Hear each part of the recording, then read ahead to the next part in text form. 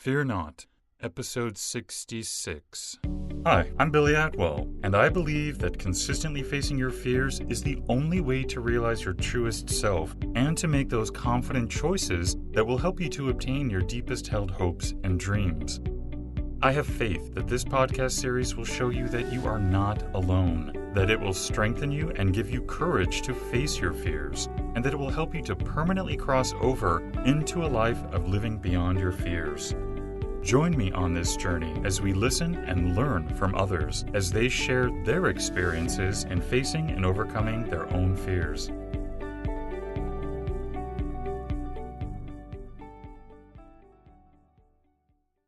Hello, everybody. Today, you and I are going to be joined by Kris Loomis. Hey, Kris, how are you today?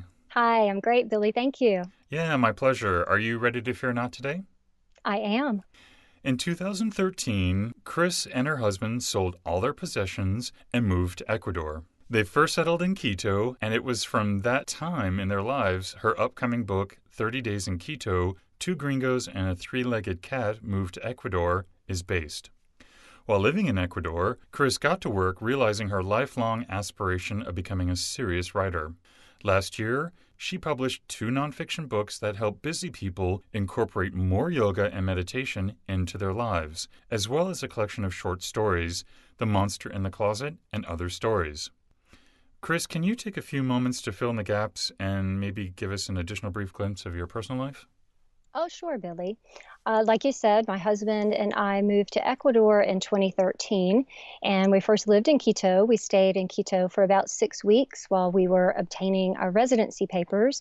And once that was taken care of, we moved further south to a lovely city in Ecuador called Cuenca, which is considered the artistic capital of the country. And while we were there, we had a phenomenal time. I can't imagine, never in my life could I have imagined that I would have an opportunity to meet so many people from around the world, South America, Europe, Canada, just all over the place, South Africa. And we had a really nice, tight-knit community there. Last year, though, we came back to visit back to the States and help my parents celebrate their 50th wedding anniversary, which was a fantastic celebration. But during that time, we realized that there were things about the States that we missed, primarily family. And there were still some things that we wanted to accomplish in the States. So we went back to Ecuador and once again sold all of our worldly possessions and then moved back last fall to South Carolina, where we live currently in Rock Hill. That sounds really amazing, and thank you so much for sharing that. Sure. Kris, would you also share with us today one of the biggest fears you've had to face? Yes, definitely moving abroad took me outside of my comfort zone, Billy. Up until 2013, I had only ever lived in the state of South Carolina. I've lived all over the state of South Carolina, but I am a Carolina girl. So moving to Ecuador really helped me kind of broaden my perspective, my world perspective, as well as kind of help take me out of some social phobias that I have. And that leads me really to my biggest fear that I've had throughout my lifetime. And that is the fear of speaking in public. I'm sure some of your listeners can relate to that, but this is a problem I've had my entire life. And I knew I was in trouble when I was in my early 20s. I got called for jury duty, and I showed up at the courthouse. And the judge said, okay, I'm going to come to each of you. I need you to tell me your name and your occupation. And that seems like it should be really, really easy. But at the time, he started going down the line of jurors, and the closer he got to me, I started getting knots in my stomach. My heart started racing, and I was almost paralyzed by the time he got to me. And so this is something that I have struggled with my entire life. So what do you do to handle that? Well, I have, I think, a pretty unorthodox way of handling this problem that I have. Many, many years ago, I was listening to an album by Joni Mitchell. And one of her lyrics said, "Laughter and crying, you know it's the same, release." And that really hit home with me because my family and my close friends could tell you that if you get to laughing, if I get to laughing pretty hard, it's not long before a little switch in my brain like just switches that over to crying. And I go from laughing to crying hysterically. And it's like my body confuses those two emotions. And so that line resonated with me. So going forward, I thought, what if I could find an emotion to replace the nervousness that I feel? What emotion mimics the same body feelings of the butterflies in the stomach and the heart racing? What could I convince myself was actually going on? And after some trial and error, what works for me is excitement because my body feels the same way. It's the same adrenaline. It's that rush. It's the stomach tightening up and the heart racing. To give you an example, this happened just last week. I was asked to speak at a book club, a local book club, and I was really looking forward to it. But as I was driving to the venue, I started feeling those butterflies.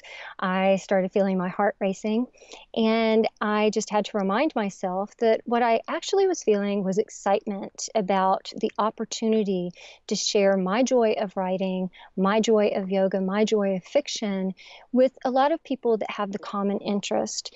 And I just kept telling myself that over and over. You're not nervous, you're excited, you're excited.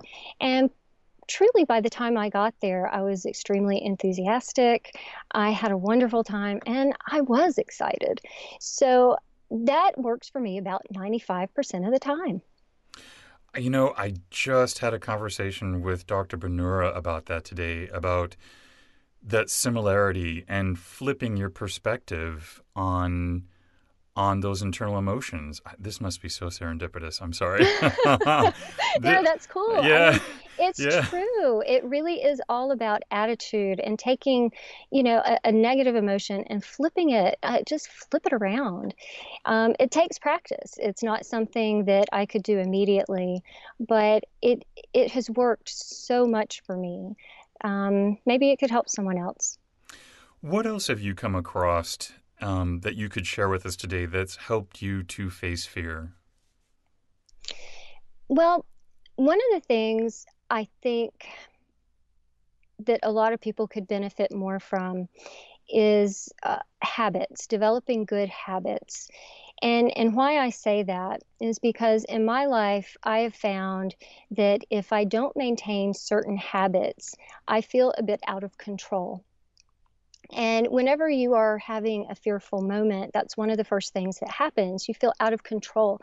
You feel like the situation is controlling you or another person is controlling you. So for me, the habit that I have worked really hard to cultivate over the last 20 years has been the habit of practicing yoga.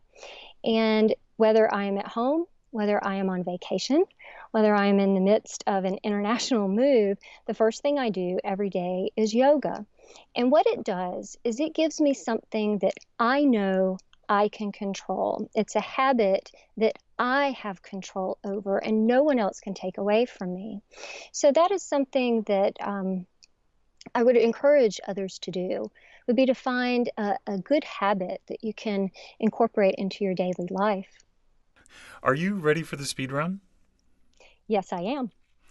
What individual, whether they be fiction or real, has made the most impact on your life? Billy, I met a woman when I was in college. Her name was Barbara Ferguson, and I was going to a small liberal arts college in South Carolina as a music major. And she was a retired professional ballerina from England. And she and her husband and their three children moved to the States many, many years before I met her. And I met her through the school. She taught dance, but she also did the choreography for the opera workshop there. And even though I was a pianist, sometimes I would sing in the chorus. And I met her one day, and we immediately hit it off. And we had so much in common. She loved to She loved to read, she loved philosophy, she loved art and dance, and we just had so much to talk about. The strange thing about our relationship was I don't know, 19 or 20 when I met her, and she was in her late 50s. And at the time, she was still performing. She was dancing, she was in plays, I was involved in things like that. And I just remember at that age looking at her and just amazed that here she was, almost 60 years old, and she was so vibrant and so active. And my friendship with her pretty much quashed any fear of aging that I had. And I am approaching 50 myself, and I can honestly say that not once in my lifetime have I been scared of getting older. And I think I owe that to my friendship with Barbara. If you could instantly change one thing in the world, what would that change be? Billy, I'm a very simple person, so my answer is going to be pretty simplistic. I think we tend to complicate things way too much in our life, but I think if I had a magic wand and I could just kind of wave it over the world, at the end of that, everyone would treat everyone else on the planet the way they would want to be treated. I think simply if we could all get into the habit of following the golden rule, a lot of the world's problems would just kind of disappear. What's your biggest weakness? I'm extremely stubborn. I am a Taurus and I am a stubborn person. Once I set my mind to something, it's very hard to get me to change it. Although sometimes that has worked in my favor, I think probably overall I would consider that a weakness. What's your biggest strength? My biggest strength is that I finish things. I think a lot of times people start a project and then they don't finish, and that sets a precedent that's not very positive because you feel like a failure. And if you start things habitually and you don't finish, then when you start something else, you don't have the experience of seeing something through. So I decided very early on in my life that I was going to be a finisher, whether that was an Afghan that I started crocheting or whether that was a book when I started writing. And that's what I did last year when I decided I did want to devote a good portion of my life to becoming a serious writer. I decided I would start with one book and I would finish it. And I did. And once I finished that first book, I knew that I could finish any other book I started, and it's very empowering. So I think that's probably my greatest strength. Speaking of books, if you could only have one to read, what would that book be? Oh, it would definitely be The Count of Monte Cristo. I love that book. I've loved it since I was a teenager. I've read it several times in my life. It's entertaining, but I just love the humanity exploration in that book. I can't imagine not having a copy of it somewhere near me at all times. Kris, do you have a favorite sound? Yes, I do. My favorite sound is the sound of crickets.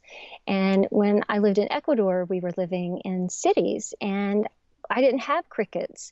But once we moved back to South Carolina, you can put your windows open in the summertime and you're lulled to sleep by nature's original white noise.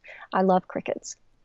Kris, if someone would like to connect with you, what's the best way for them to do that? Probably through my website, which is www.kkrisloomis.com. And Kris is with a K, so it's two Ks in a row. That would be the best way to connect with me, I think. And what parting advice would you like to leave with us today? Again, I'm kind of try to keep everything as simple as possible. I think I would just encourage people to try to smile more.